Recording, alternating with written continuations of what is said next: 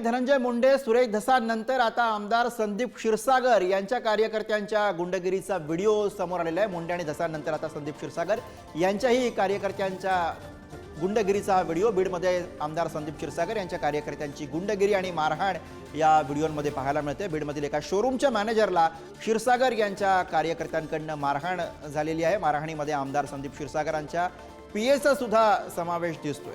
या व्हिडिओमुळे बीडमधील राजकारणाची लक्तर अक्षरशः वेशीवरती टांगली गेली।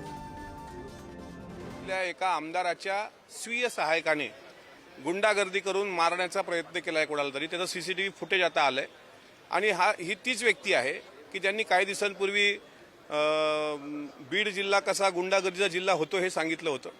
सुरेश धस या बाबतीत बोलायला पाहिजे, त्यांचा खोक्या कुठं गायब आहे ते सुद्धा जरा जनतेसमोर येऊ द्या आणि क्षीरसागरांच्या पीएनी जे काही मारहाण केली ते सुद्धा महाराष्ट्राच्या जनतेला कळू द्या। अजितदादा त्या जिल्ह्याचे पालकमंत्री आहेत म्हणून नक्कीच त्याची दखल घेतील आणि बीड जिल्ह्यामध्ये गुंडागर्दीला खतपाणी कोल घालतंय हेही या माध्यमातून दिसून येईल। जे नावं तुमच्याकडे आलेले आहेत, जे काही माझे लोक, हा जर प्रकार झाला असेल, हा जुना प्रकार आहे आणि त्या शूटिंग जर आपण बघितली तर तुम्ही जे नाव सांगता ते किंवा माझ्या संबंधितले लोक आहेत ते उलट त्या मुलाला तिथं वाचवतात।